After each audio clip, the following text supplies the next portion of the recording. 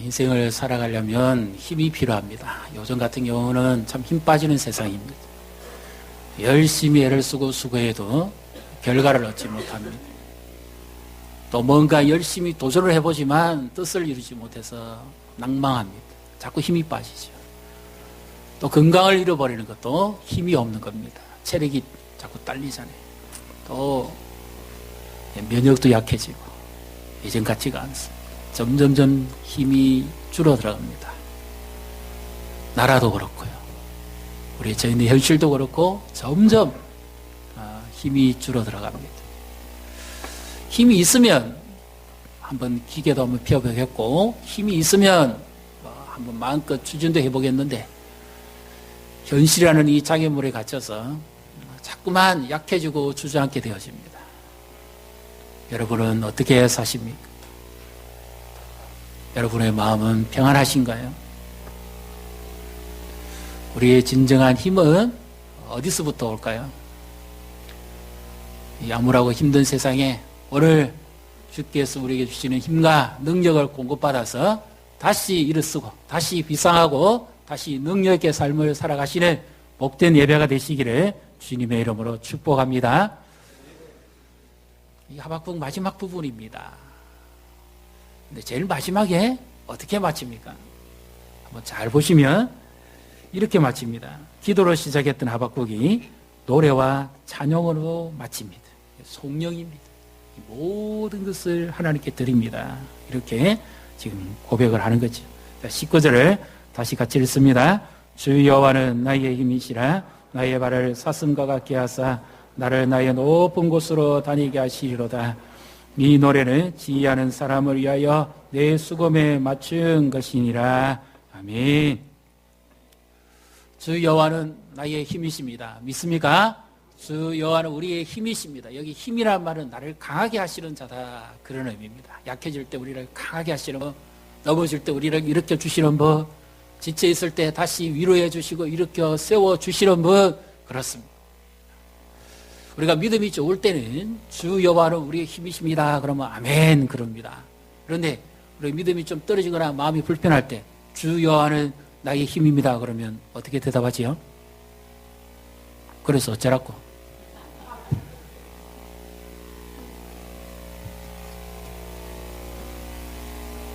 하나님이 나의 힘인데 왜 내가 이러냐 이 말입니다. 하나님이 나를 돕는 자신데, 하나님이 나의 능력이신데, 하나님이 나의 산성이신데, 그런데 어찌하여 나에게는 이렇습니다. 하나님이 우리의 힘이신데 어찌하여 우리 나라는, 하나님이 우리의 힘이신데 어찌하여 우리 가정은, 하나님이 힘이신데 어찌하여 우리 자녀들은 꼬리표 달고 싶지 않습니까? 어찌하여 엄투성입니다. 풀리지 않는 숙제입니다. 그래서 기도합니다. 인생에 어머니 달릴 때는 기도할 수밖에 없습니다. 그런데 뭔가 시원하게 명쾌한 답이 나오면 기도를 계속 하겠지요. 그래, 하나님이 나의 힘이시니까 기도해야지, 찬양해야지, 예배해야지, 그렇습니다. 그런데 기도하고 예배하고 나가도 현실은 똑같습니다. 지난번에 우리가 한 주간 말씀을 나누고 우리 각자의 삶의 처소에서 한 주를 사셨는데 우리 성도님들은 무엇이 달라진 것이 있습니까? 기도했습니다. 찬양했습니다. 눈물을 흘렸습니다. 기도했습니다. 부르짖었습니다. 뭐 달라진 거 있습니까? 없습니까?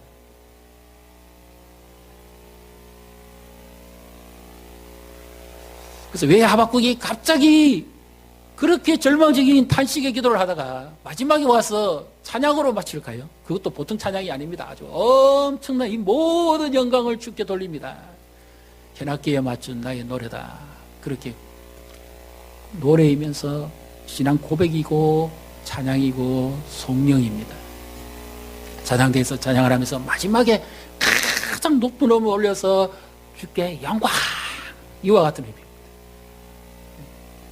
왜 갑자기 선지자가 이렇게 합니까? 바뀐 게 하나도 없는데.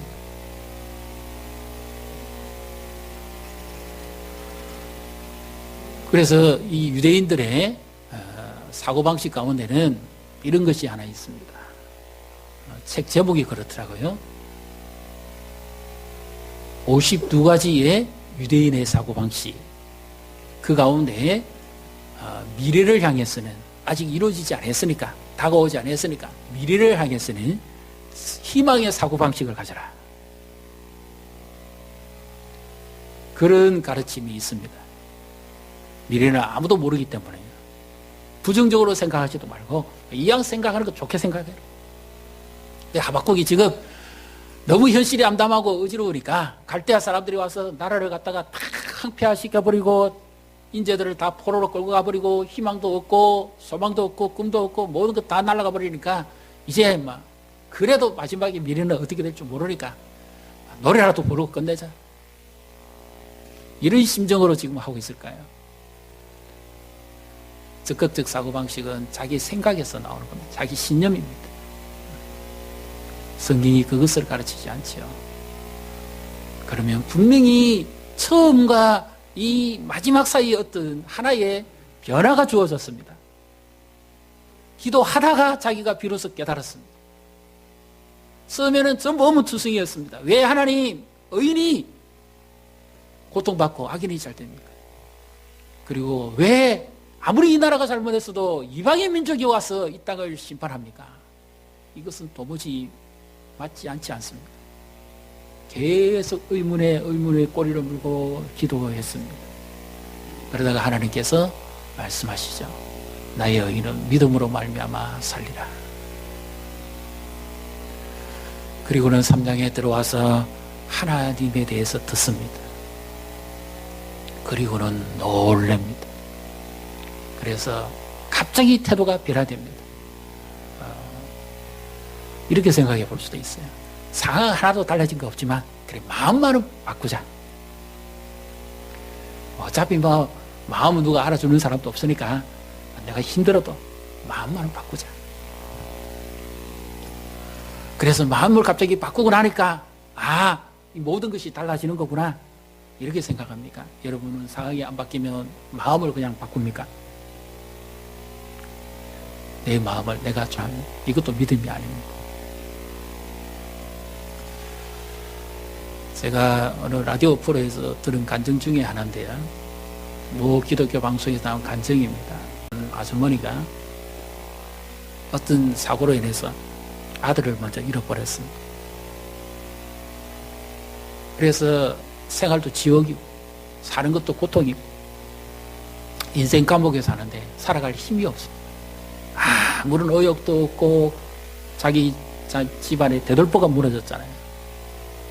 남편은 먼저 가셨고 아들 하나 보고 살아왔는데 완전히 살 용기가 없습니다. 의욕이 없습니다. 힘이 없습니다. 죽지 못해서 사는 인생. 그렇게 울고불고 해도 인생이 안 바뀝니다.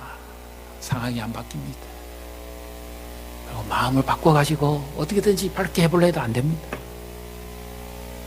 심지어 죽은 아들을 안 죽었다고 생각하고 살자, 그것도 안 됩니다. 너무 절망스럽습니다. 도무지 일을 쓸 힘이 없습니다. 주저앉고만 싶습니다. 그때 그에게 복음이 들려왔습니다. 아주 조그마한 수신기에서 들려오는 기독교 방송을 통해서 예수님이 그에게 찾아왔어요. 말씀을 통해서. 그래서 그가 고백합니다. 아들을 내가 먼저 잃고 살 기운이 없어서 내가 어떻게든지 죽으려고 생각했는데 그 말씀을 듣고 내가 용기를 얻었다고. 가장 인생의 마지막에 가장 절망적인 상황에 누가 우리를 도와줄까요? 우리 곁에 계실 분이 누가 있습니까? 여전히 변함없이 우리를 사랑하시고 도와주실 분은 주님밖에 없는 줄 믿으시기를 바랍니다. 옆에 보시고 축복하십시다. 주님만이 우리의 힘입니다. 주님만이 우리의 능력입니다. 절망 중에 있을 때 우리를 일으킬 수 있는 유일한 한 분, 주밖에 없습니다.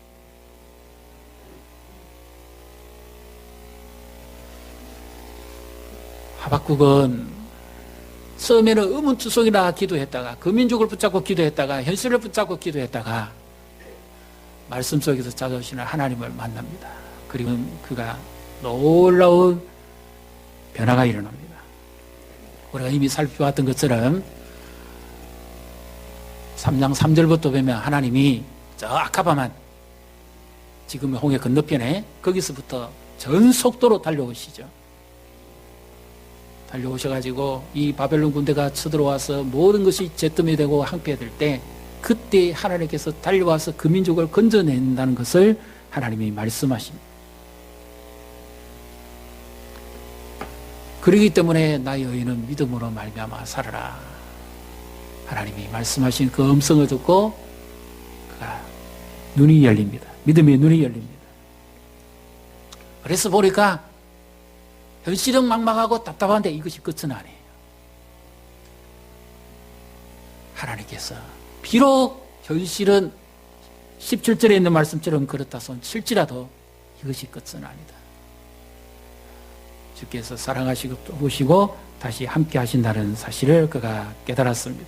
오늘 우리에게 있어서도 마찬가지입니다. 현실은 우리를 속입니다. 삶은 우리를 외면할 때가 많습니다. 그러나 영원히 우리를 돕고 우리와 함께 하실 분은 주밖에 없다는 사실을 믿으시기를 바랍니다. 우리 시간에 찬양을 한번 같이 해보시면 좋을 것 같습니다. 예수 늘 함께 하시네. 어느 한 자매의 노래말입니다. 고단한 인생길 힘겨운 오늘도 예수 내 마음 아시네. 지나간 아픔도 마주할 세상도 예수 내 마음 아시네.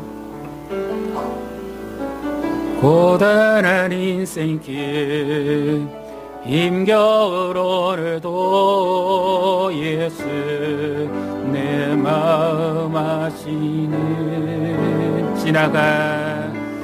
지나갈 아픔도 마주할 생각도 예수 내 마음 아시네. 하루를 살아도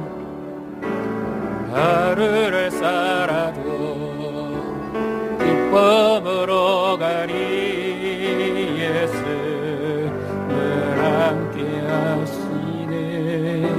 후회도 염려도 온전히 맡기리 예수 늘 함께 하시네. 믿음의 눈 들어 주를 보리. 이 또한 지나가리라. 주어진 내 삶의 시간 속에 주의 뜻 알게 하소서. 믿음의 눈 들어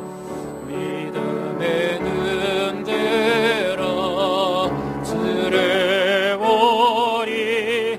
이 또한 지나가리라. 주어진 내 삶의 시간 속에 주의 뜻 알게 하소서. 우리는 분명히 세 단계 가운데 지금 형편에 처해 있습니다. 기도하고 있는데 아무 응답이 없습니다. 하나님이 침묵하시거나 아니면 내가 그렇게 하나님께 기도하고 있으니까 하나님께서 어떤 과정 중에 있습니다. 지금 하박국이 가장 혼돈했던 것처럼 그 현실과 상황 속에 그것을 보고 지금 주저앉아 있습니다. 아니면 하나님께서 지금은 아니지만 앞으로 하실 것 미완료입니다. 지금부터 계속 이 세 단계 중에 지금의 우리의 삶의 형편이 놓여져 있습니다. 사랑하는 성도 여러분, 여러분은 어느 단계에 있습니까? 기도했는데 아무 응답이 없습니까? 그래서 힘을 잃어버렸습니까? 아니면 뭔가는 모르겠는데 지금 정확하게 결과는 아직 안 났어요. 하여튼 과정 중일 것입니다. 또 하나는 내가 모르는 분명히 하나가 있습니다. 이 가사처럼 분명히 또한 지나가게 될 것입니다. 그러나 분명히 알게 되는 것은 하나님의 뜻을 알아가는 시간이라는 사실은 틀림이 없습니다. 하나님이 나를 향해서 가지고 계신 그 뜻을 이루어가는 시간이라고 하는 이 연속성에서는 분명히 지금의 오늘의 내 현실이 있다는 것은 사실입니다.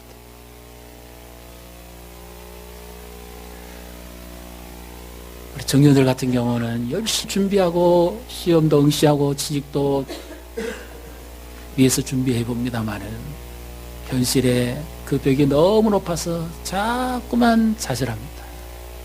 힘을 잃어버려요. 왜 하나님이 나의 힘이신데 아무 도와주시지 않나요? 원망도 해보고 싶습니다.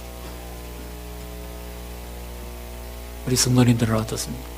내가 하나님 앞에 그렇게 충성하고 헌신했는데 왜 하나님 아무 말씀이 없으세요? 왜 안 도와주십니까? 하나님 나의 힘이시라 그랬는데.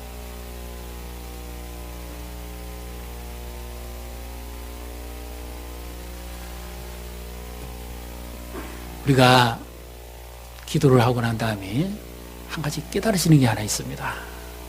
무엇인가 하면 그렇게 안 이루어졌는데 마침내 하나님께서 행하실 때 거기에는 놀라운 하나의 우리가 알지 못하는 것이 숨어 있습니다.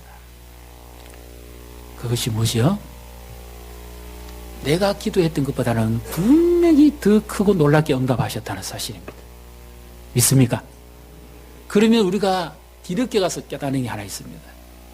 이렇게 해주실 것 같았으면 내가 염려 안 할 건데 하나님이 이렇게 해주실 줄 알았습니까? 하나님이 이렇게 응답해 주실 것 같았으면 내가 근심 안 해도 되는데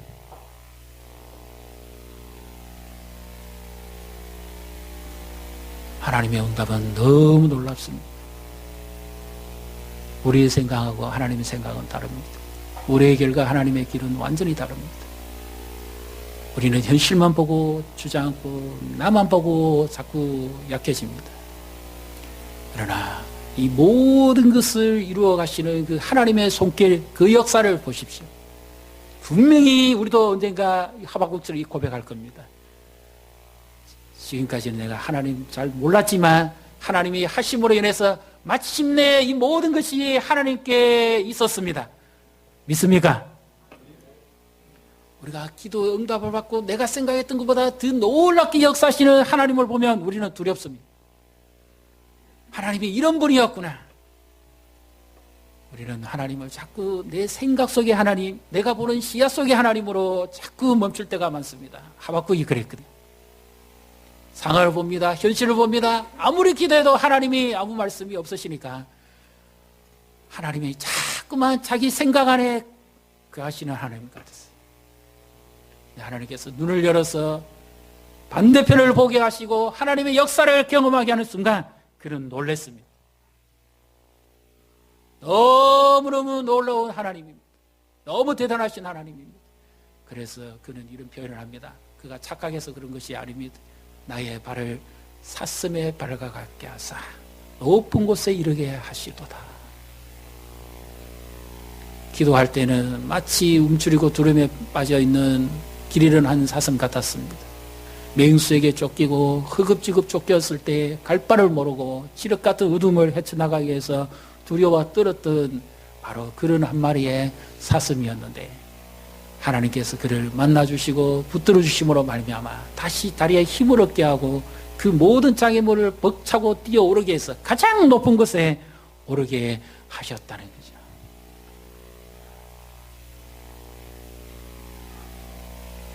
마가복음 8장에 보면 예수님께서 한 앞을 보지 못하는 맹인을 고치시는 그런 사건이 나옵니다. 한번 만져주시고 안 되니까 다시 또 만져주시는데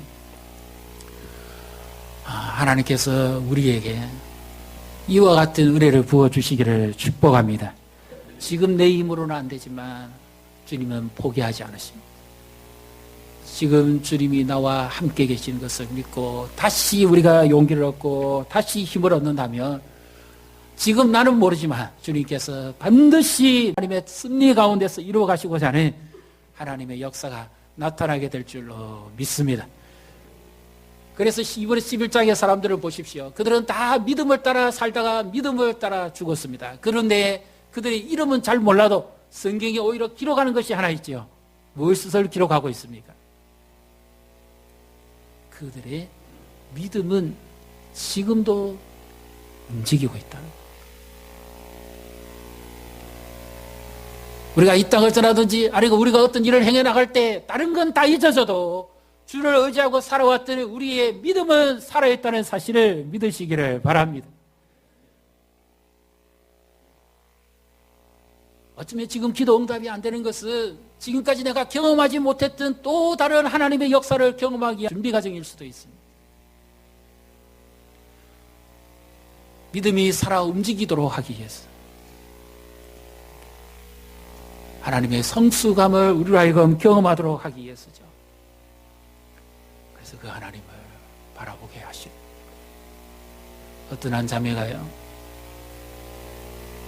많은 상처와 아픔과 고통 가운데서 낭망하고 있을 때 사랑하는 이에 병수발도 들고 할 수만 있으면 뭔가를 해서 최선을 다해서 다 해보려고 그럽니다. 그래도 조금도 달라지는 게 없습니다. 너무 힘드니까 주저앉고만 싶습니다. 포기하고 싶습니다. 그런데 주님께서 그에게 찾아오셔서 한 노래말을 지어줍니다. 그러면서 그 속에서 주의 마음을 깨닫게 됩니다. 그것이 무엇인가 하면 이런 가사의 내용입니다. 내 눈을 내게 써들어 주를 바라볼 때 주의 일을 보겠네. 믿음은 주님을 바라보는 것입니다. 나를 바라보는 것이 아닙니다. 믿음은 내 처해 있는 현실을 바라보는 것이 아니고 상황을 바라보는 것이 아닙니다. 주를 바라볼 때 주의 일이 우리 눈에 보인다는 사실을 믿으시기를 바랍니다. 그러면 앞으로 이렇게 생각해 봅시다. 언젠가 그러면 하나님께서 미래는 다 이루어 주실 거니까 그냥 그렇게 살면 되겠네. 희망적으로 그렇게 하면 안 되겠는데 여기서 한 가지가 있습니다. 하나님께서 그렇게 하실 것이라는 것을 믿는다면 오늘이라는 시간을 믿음으로 살아야 됩니다. 오직 나의 의인은 믿음으로 말미암아 살리라 그렇게 말씀하셨죠. 그런데 오늘 내가 믿음으로 살지 않는데 그날이 오겠습니까?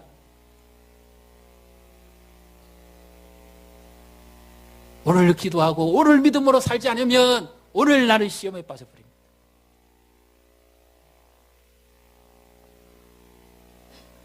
주를 바라보지 않는데 이루어진다는 것은 있을 수 없습니다.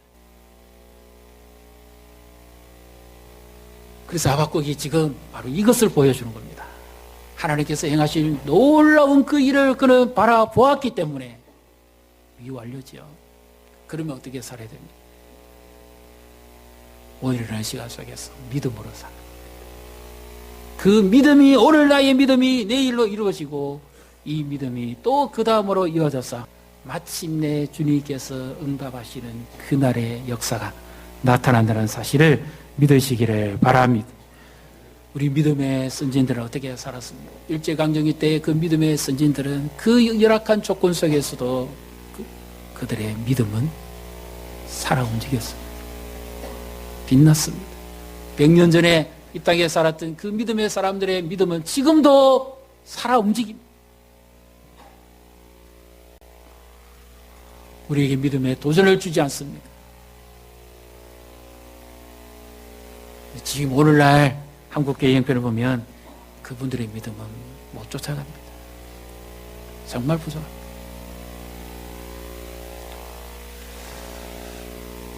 마치 사사기 시대의 그런 모습 같아요. 처음에 나온 사사들은 그래도 좀 그나마 좀 믿음이 있고 어려운 자들이 많습니다. 사사기 만렙에 가면 사사는 정말 이 사람이 사사가 맞는지 아닌지 악인인지 혼돈이 될 만큼 엉망입니다. 그런데도 하나님이 그를 사사로 쓰시는 거예요. 하나님의 역사를 위해서. 오늘 우리 시대에 하나님은 누구를 찾으실까요? 이 모든 일을 통해서 성경이 모든 초점을 어디에 맞춥니까? 왜 이런 일들이 일어나고 왜 어려움이 겪고 왜 의인이 고통을 당하고 왜 이런 불합리한 일을 겪게 합니까? 하나님의 관심은 믿는 자에게 있습니다. 믿는 자를 건지시고 믿는 자를 살리시고 믿는 자를 일으키시고 믿는 자를 다시 회복시키시기 위함이라는 사실을 믿으시기를 바랍니다. 그래서 아무리 불합리한 세상이라도요, 어지러운 세상이라도 하나님을 믿고 의지하는 자를 통해서 하나님은 이 역사를 지속적으로 이루어 가실 것입니다. 그래서 마침내 그 하나님의 영광을 경험하면 우리도 노래하게 될 것입니다. 19절을 다시 한번 같이 읽습니다. 주 여호와는 나의 힘이시라. 나의 발을 사슴과 같게 하사 나를 나의 높은 곳에 다니게 하시리로다. 이 노래는 지휘하는 사람을 위하여 내 수검에 맞춘 것이니라. 아멘. 우리의 시간은 지나갑니다. 이 또한 지나갈 것입니다. 그러나 분명히 남는 것은 우리의 믿음입니다. 이 믿음으로 하나님을 기쁘시게 하고 이 믿음으로 새로운 인생을 쓰시고 믿음으로 새롭게 일어나시는 저 우리 성도님과 교회가 되시기를 주님의 이름으로 축복합니다.